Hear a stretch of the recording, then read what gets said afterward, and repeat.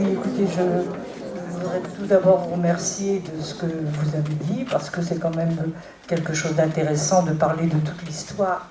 Bon, personnellement, je la connaissais, mais enfin, certainement que d'autres personnes ne connaissaient pas toute l'histoire de toutes ces des populations différentes.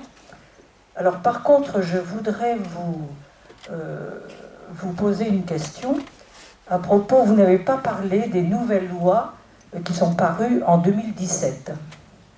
Il y a des nouvelles lois qui ont justement abrogé la loi de 1969, c'est certainement une bonne chose. Bon, et par contre, on fait état du fait qu'il faudrait plutôt remplacer les aires par des terrains, puisque ça c'est ce que dit Nantes Métropole aussi, puisque maintenant c'est sous la responsabilité de Nantes Métropole, des aires par des terrains, puisque les gens, enfin, je n'aime pas les appeler gens du voyage personnellement, mais enfin, toutes ces populations, disons plus ou moins itinérantes, ne peuvent plus d'ailleurs profiter des aires qui sont faites pour eux, parce qu'elles sont occupées par des gens qui se sédentarisent parce qu'ils n'ont pas d'autre terrain. Alors je pense, et en plus, toutes ces personnes se déplacent en famille, vous l'avez bien souligné. Alors quand on fait une petite aire pour 15 emplacements, hein, une aire pour 15 emplacements dans un endroit difficile d'accès, comment vont faire les familles qui vont les accompagner? Alors moi je suis pour le fait de faire plutôt des terrains, hein, où on puisse accueillir à la fois les gens du voyage, enfin j'aime pas ce nom-là, mais ces personnes-là et leurs familles, s'ils en ont envie. Donc moi je trouve aberrant que Nantes Métropole donne encore, en ce moment, on est en train de définir une aire d'accueil à La Chapelle-sur-Erdre, dans un espace, en plus, on ne dit pas exactement où, puisqu'on dit qu'elle se trouve rue de Nantes, alors qu'elle ne se trouve pas rue de Nantes, elle se trouve rue de la Côte. En réalité, une rue vraiment étroite, où je ne vois pas comment ils vont pouvoir y rentrer. Bon, je suis au courant, oui. Donc, je vais répondre parce que c'est une vraie question.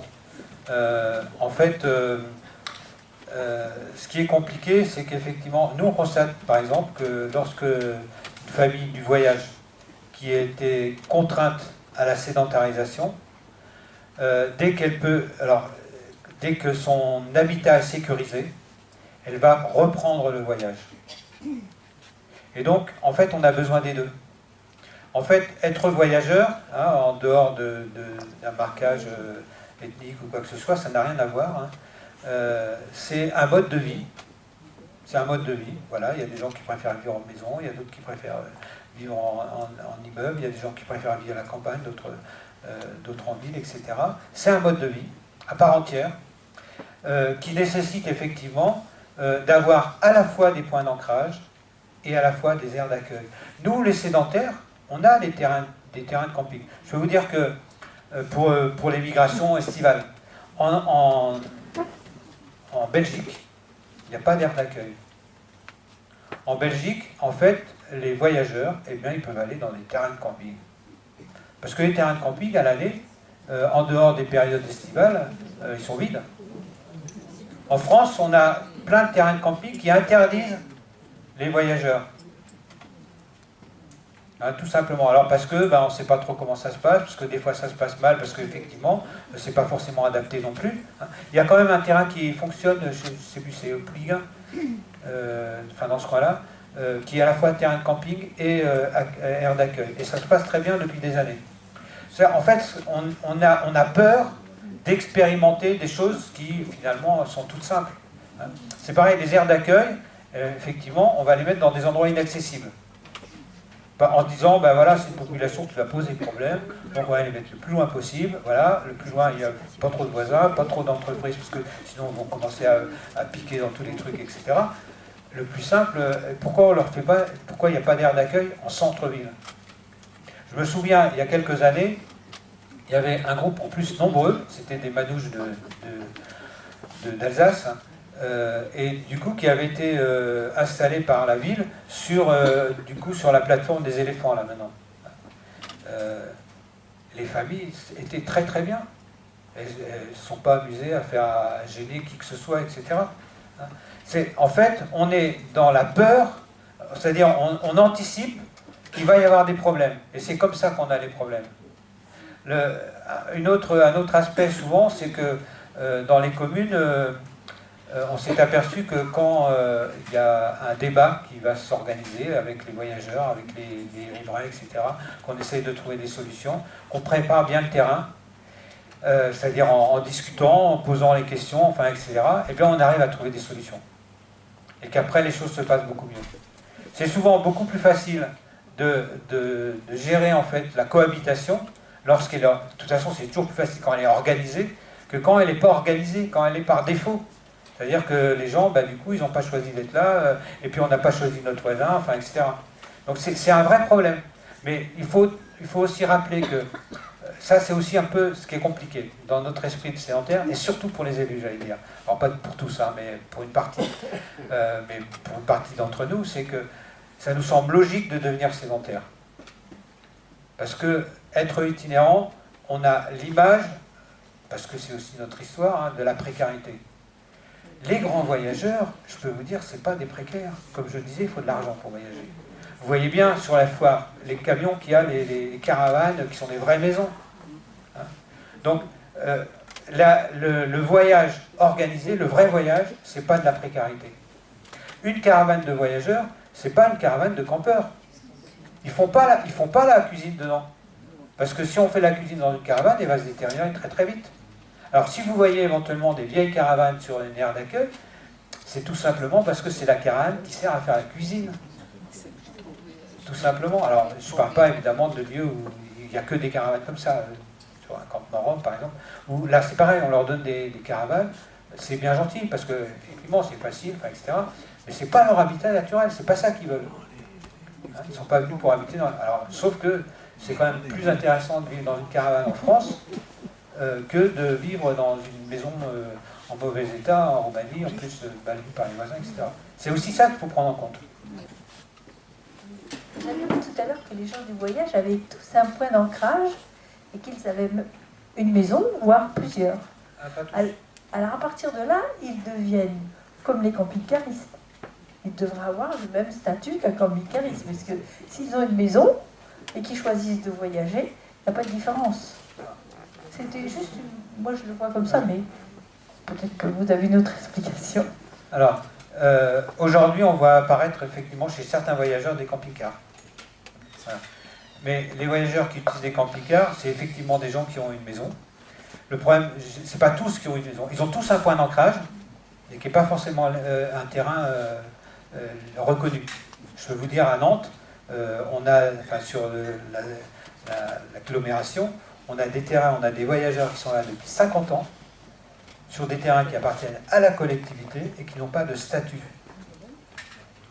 Alors au début, il y a eu une période où on leur a fait des baux de location, on leur a jamais demandé de payer, on leur a jamais demandé. Et du coup, aujourd'hui, on se dit, bah oui, mais ils sont dans l'illégalité, etc., mais ils sont toujours là. Et tout le monde le sait.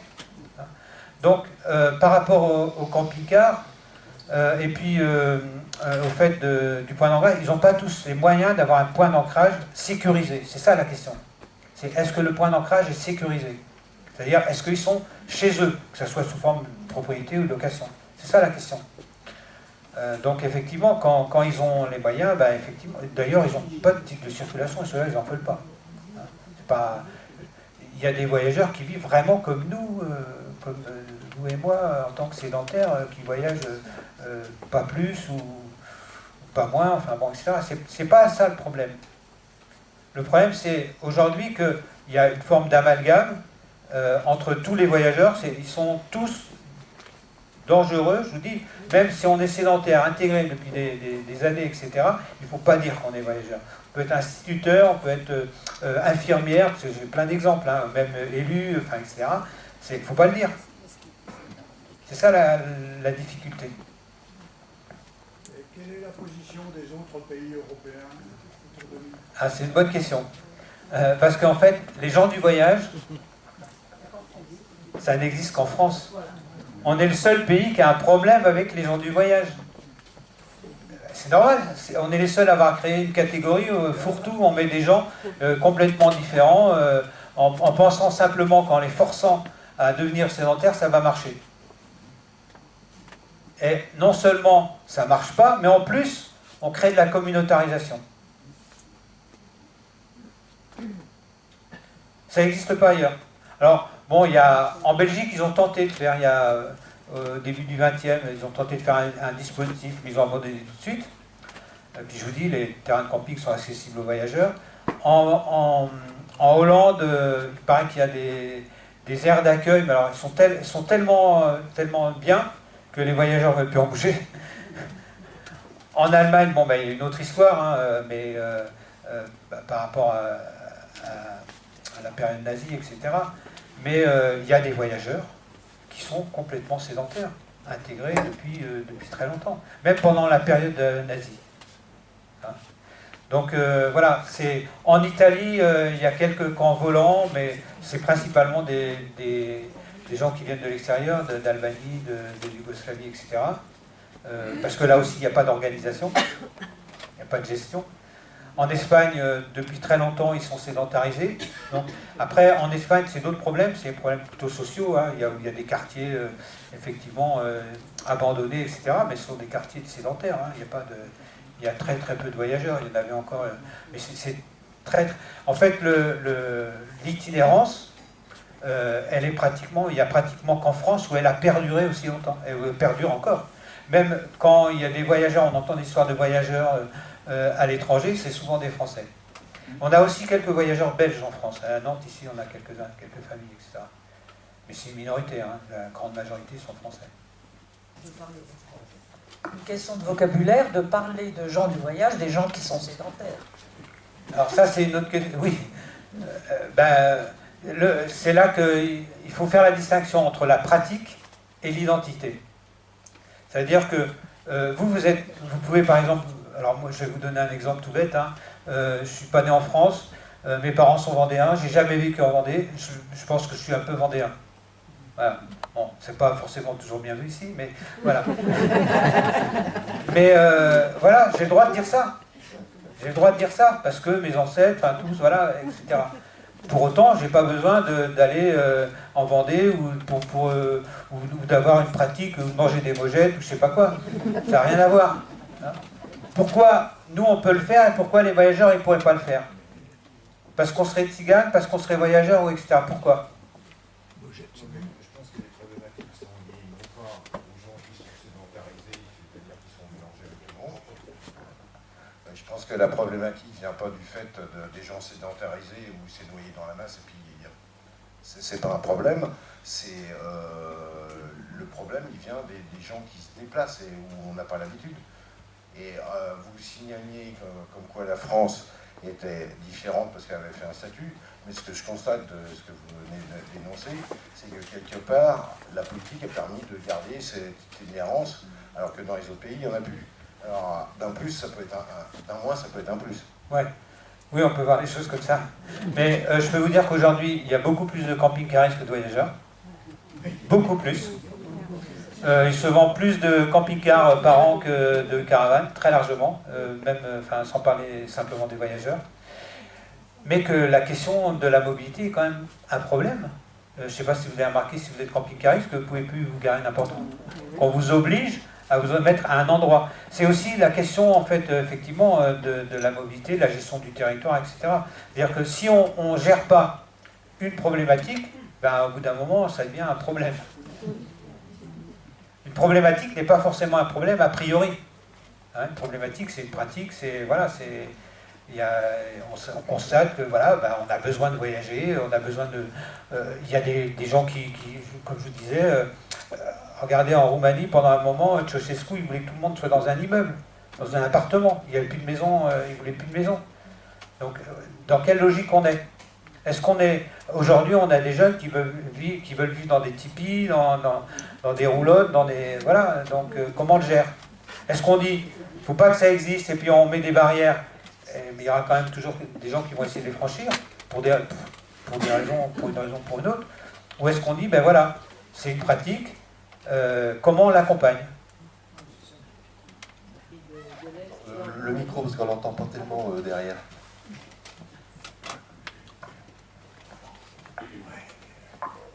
Oui, vous avez dit que les problèmes des Roms dans les pays de l'Est et en Roumanie avaient commencé à partir des années 90. Est-ce que c'est lié ou pas à la chute du communisme? Bien sûr, oui. Oui, Alors, parce que quelle était leur situation?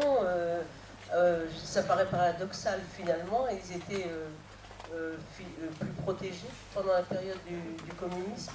Oui, officiellement, ben, comme en France, officiellement, il n'y a pas de politique raciste ethnique.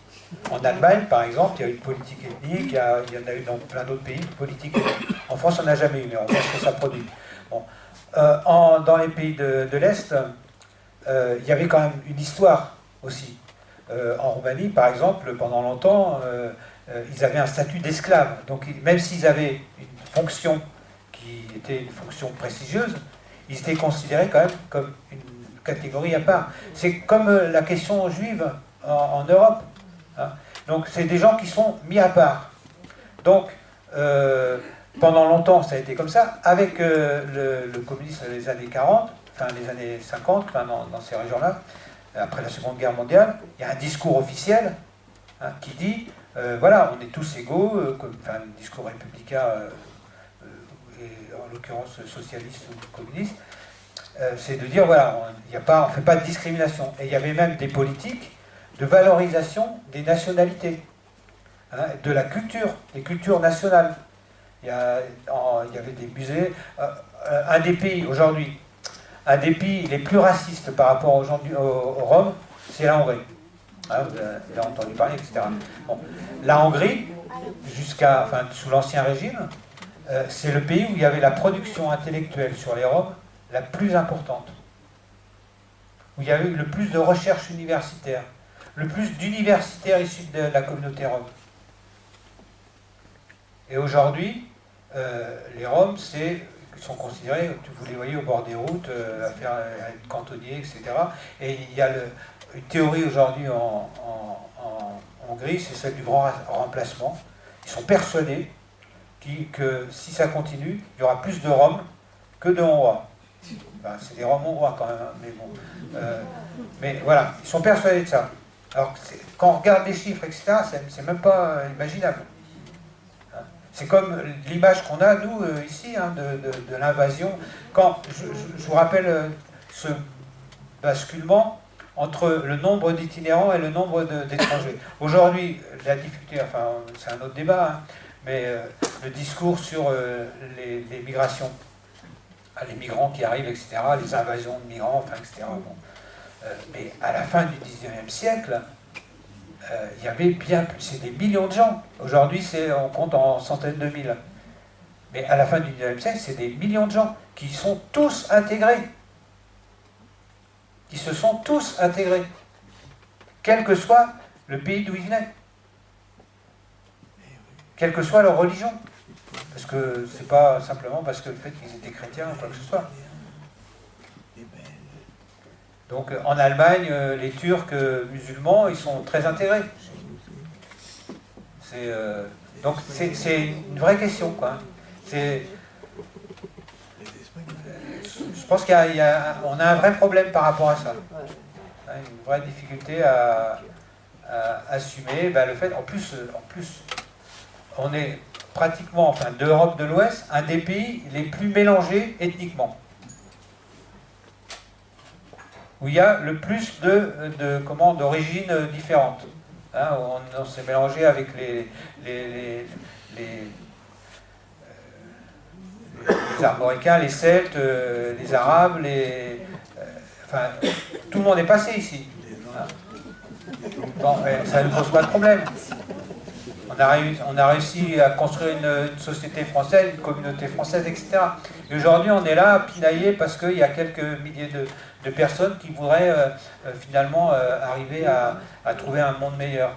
Mais aujourd'hui, dans la région de Nice, là, etc., où il y a des gens qui accueillent, les plus opposés à l'accueil, c'est des Italiens. Au début, c'est des descendants d'Italiens.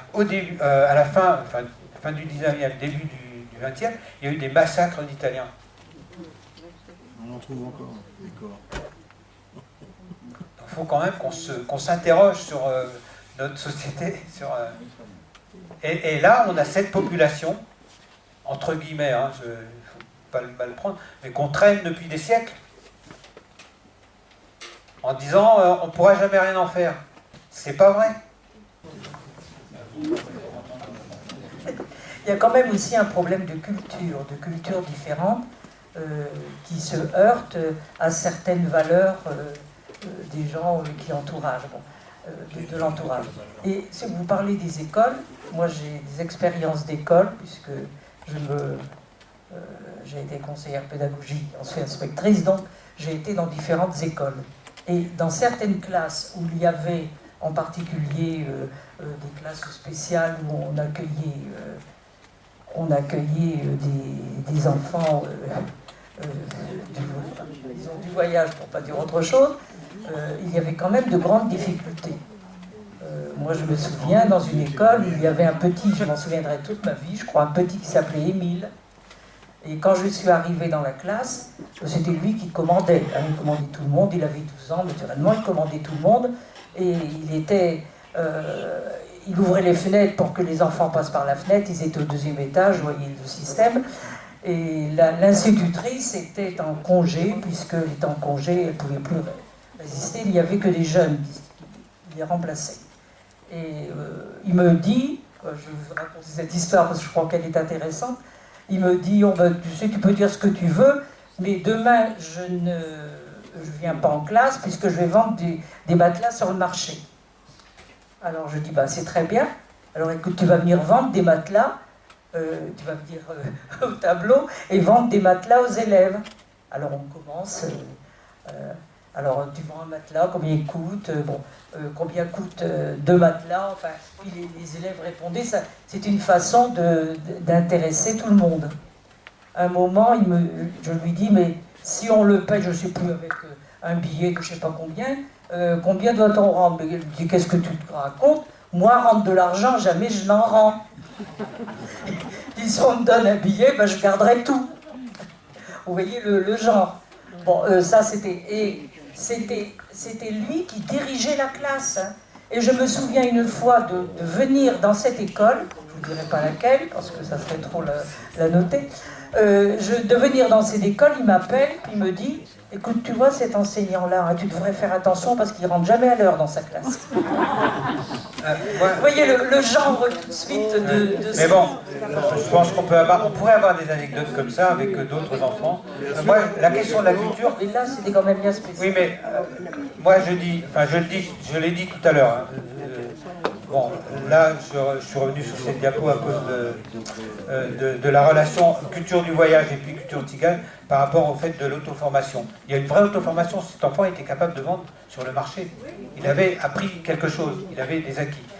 Mais c'est aussi par rapport à la question, je veux dire, du niveau social, etc. Je rappelle que, en fait, le fait culturel, il est différent selon aussi le niveau social. On vit ça aussi nous, hein, en tant que sédentaires. Est-ce qu'on est dans double culture, dans plusieurs cultures ou dans une seule? Une seule culture, c'est enfermant, forcément. Hein. Donc, effectivement, cet enfant, sans doute qu'il était, là, du coup, trop dans la culture du voyage. Hein. Et effectivement, ça existe.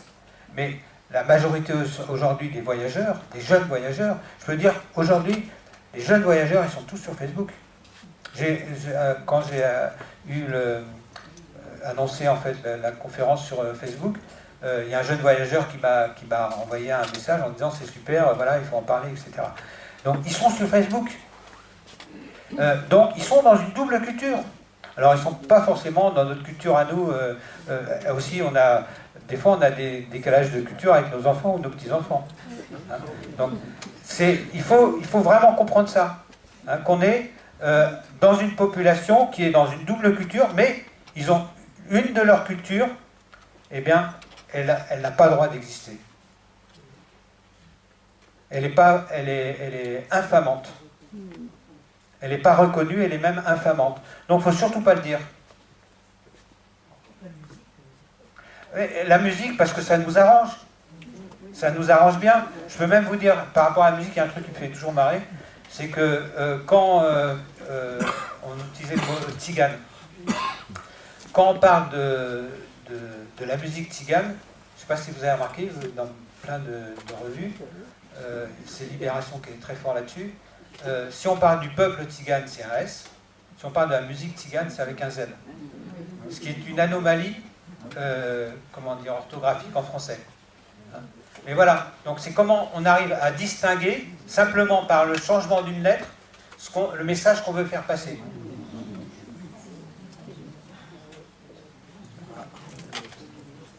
Oui, bonsoir.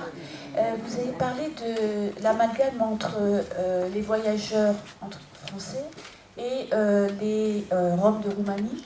Je voulais savoir comment se positionnent justement les voyageurs français par rapport aux Roms de Roumanie qui sont, enfin, involontairement, indirectement, leur cause du tort. Ben, ils sont très mal par rapport à ça. Ils sont très mal parce que, quelque part, ben, comme nous, ils peuvent considérer que ben, ces gens-là sont malheureux, ils n'ont pas forcément choisi d'être là, etc. Et en même temps, ça réactive tellement d'images négatives dans la population française que du coup, pour eux, c'est très difficile à accepter. Donc, ils sont mal. Ils sont mal.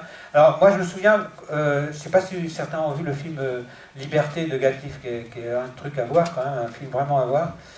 Et dans la salle, il y avait plusieurs voyageurs, et je me suis dit, en plus des voyageurs, je connais bien, je me disais, bon, en plus, c'est des familles plutôt à l'aise, enfin, qui sont... Et du coup, je me disais, ça va leur prendre la tête de voir qu'on ramène encore cette image de miséreux. En plus, les acteurs du film, pour beaucoup d'entre eux, ce sont des Roms roumains. Ils parlent en romanais, c'est pas en manouche. Enfin, c'est une petite distinction, mais c'est la même origine, mais c'est un dialecte différent. Et du coup, je me suis dit, ils vont mal le prendre, ils vont dire, oh, voilà, encore, on nous mélange, etc. Et bien, en fait, pas du tout. Ils ont dit, mais oui, nos anciens, ils ont vécu ça. Donc, voilà, donc c'est compliqué. C'est compliqué à gérer, hein, c'est...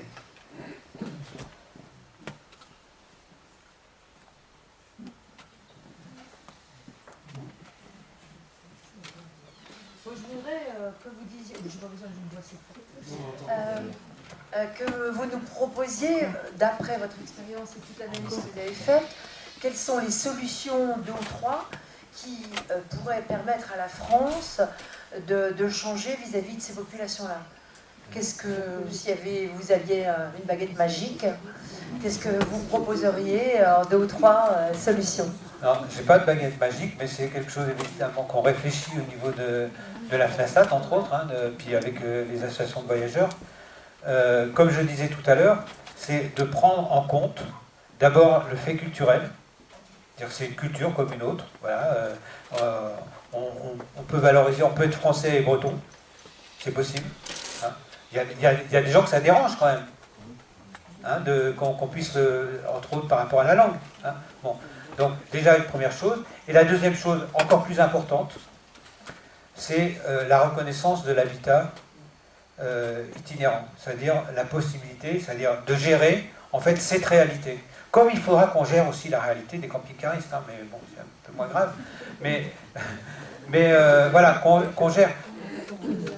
Il faut qu'on prenne en compte le fait qu'il y a des gens qui ont fait le choix, pour des raisons alors, culturelles, mais souvent économiques, mais pas que, et puis ça pourrait être culturel.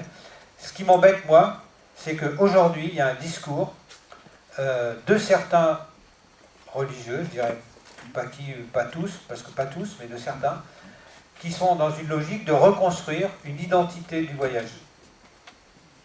Hein, c'est-à-dire, moi je connais des pasteurs hein, qui sont allés à l'école, qui ont un parent sédentaire, et qui, en fait, par leur maîtrise finalement du langage, du coup ont pris du pouvoir, hein, tout simplement, et du coup, en fait, tiennent le discours de dire il faut qu'on reconstruise le monde du voyage, on est des tziganes, on est le peuple du voyage, et on n'a rien à faire avec les sédentaires. C'est-à-dire que là, on est carrément sur un discours sectaire. Et il ne faut plus qu'on envoie nos enfants à l'école. Lui, il est allé à l'école. Donc là, on est là-dedans. Alors, bon, c'est minoritaire, hein, mais le problème, c'est que ça... Et moi, ce qui m'inquiète, c'est que je fais le rapprochement avec d'autres discours de d'autres populations qui sont là-dedans. Et il faut quand même se poser la question de pourquoi ce discours, il marche aussi bien avec les populations qu'on met à l'écart. Tout simplement. Donc il faut quand même qu'on se pose des questions sur comment on fait, hein, quand vous dites quelles sont les solutions.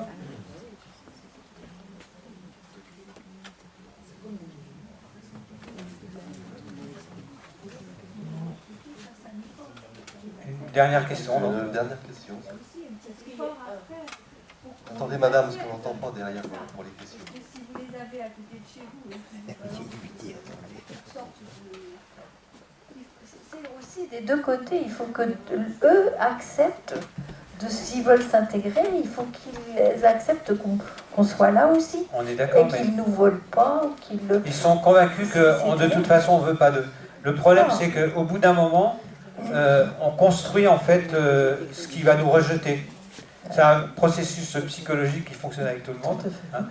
Si dans une classe, on prend un groupe d'élèves et puis on leur dit vous êtes nuls, et puis l'autre on leur dit vous êtes bons, sans se tenir compte du coup du niveau, ils vont forcément devenir nuls, ceux à qui on a dit nuls. Bon. Et là, du coup, on est dans ces processus, ça fonctionne aussi au niveau des populations. Hein. Donc là, il y a un vrai problème. On n'en parle pas, mais c'est aussi de l'autre côté. C'est aux gens du voyage de faire un petit effort pour que la population les accepte avec plaisir. Alors je ne sais pas si mon exemple est bon, parce que du coup, je suis grand-père depuis pas très longtemps, et je constate que en fait, un enfant, quand il pleure, il a toujours une raison.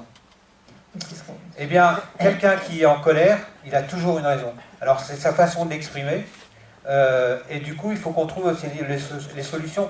Il y a un exemple, par exemple, qui revient souvent, c'est des voyageurs qui sont passés sur une aire d'accueil et qui ont tout saccagé. Ils ne l'ont pas fait pour le plaisir. Ils ne l'ont pas fait pour le plaisir. C'est une façon de dire, il y a quelque chose qui ne va pas.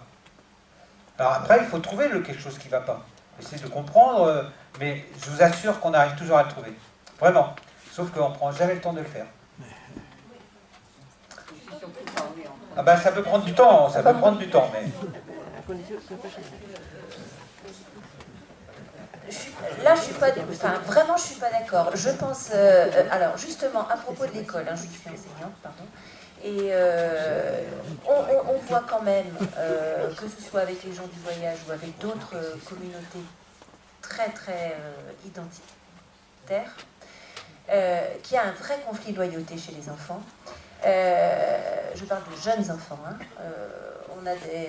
On a des enfants qui commencent à apprendre à lire, par exemple, et qui, à un moment, arrêtent littéralement et ne savent plus, et vraiment ne savent plus. Alors qu'ils avaient tout ce qu'il fallait, au niveau cognitif et tout ça, pour apprendre. Le problème, voyez-vous, c'est que la citoyenneté, ça s'apprend aussi à l'école. Pas que, parce que ça, je milite aussi pour que les parents et tout le tintouin s'en occupent aussi. Mais ces enfants-là, s'ils ne viennent pas à l'école parce que ils voyagent beaucoup, parce que je veux dire, les inégalités, le fait qu'il n'ait pas cette petite culture sociale dont on a tous besoin pour vivre ensemble, comment elle va se transmettre? Elle ne va pas se transmettre par leur famille. Alors, je ne peux plus vous suivre, si vous voulez, quand vous dites « c'est à nous de comprendre ». Parce que là, si vous dites des choses comme ça, excusez-moi, j'arrête après, à mon avis, vous êtes contre-productif. Jusque-là, c'était formidable, mais quand vous dites ça, moi je me sens agressée, vous voyez, vraiment. Alors, vous êtes d'accord avec moi quand même que c'est pas l'enfant qui refuse, c'est les parents. Mais absolument. Bon. Donc le travail, il est à faire avec les parents. On est bien d'accord que c'est l'école le lieu de socialisation, mais le travail, il est d'abord à faire avec les parents. Et il faut comprendre pourquoi les parents, ils sont dans ce discours. Pourquoi? Parce qu'on a souvent le problème avec les... Je pourrais encore donner des tas d'anecdotes sur le rapport à l'école de voyageurs, parce qu'effectivement, c'est compliqué. Le conflit de loyauté, il n'est pas simplement pour l'enfant, il est aussi pour les parents. Donc, oui, non, mais c'est vrai. Le problème, c'est comment il faut qu'on arrive à aller jusqu'à l'origine, en fait, de cette difficulté. Pour beaucoup de voyageurs, l'école, c'est un lieu pas de socialisation, de désocialisation. Les gens du voyage, ou les groupes qui sont identitaires, ils sont dans une logique culturelle fermée. Où du coup, on est dans où la socialisation, elle est interne. Il n'y a pas d'autre forme de socialisation. Et donc, du coup, ce qu'il faut arriver, c'est à casser cet enfermement. Il faut ouvrir, en fait.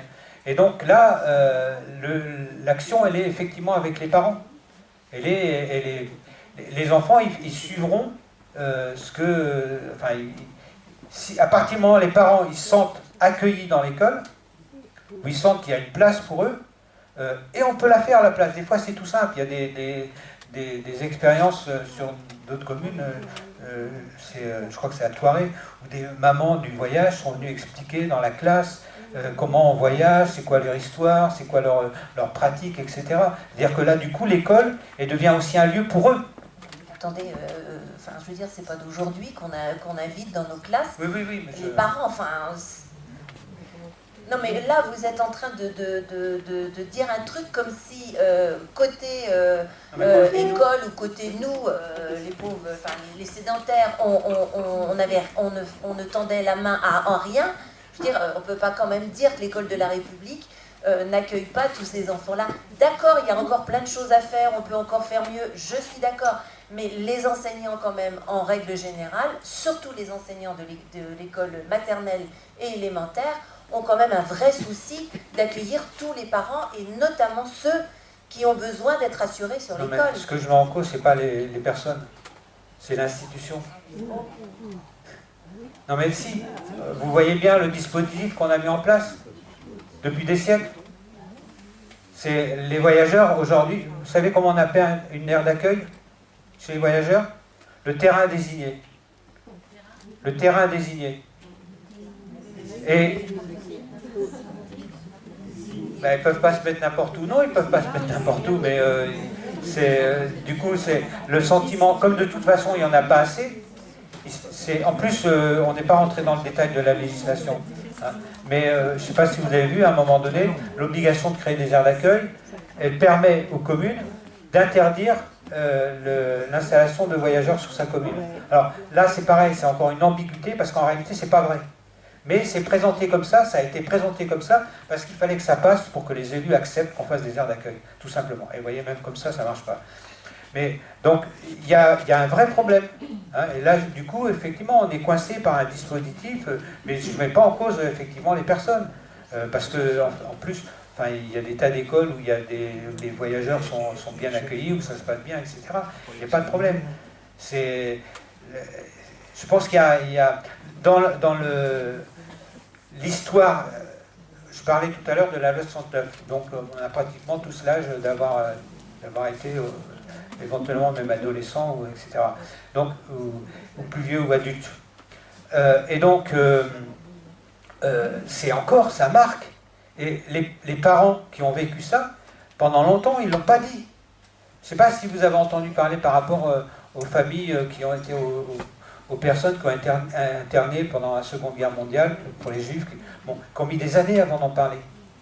Chez les voyageurs, c'est tout récent. C'est tout récent.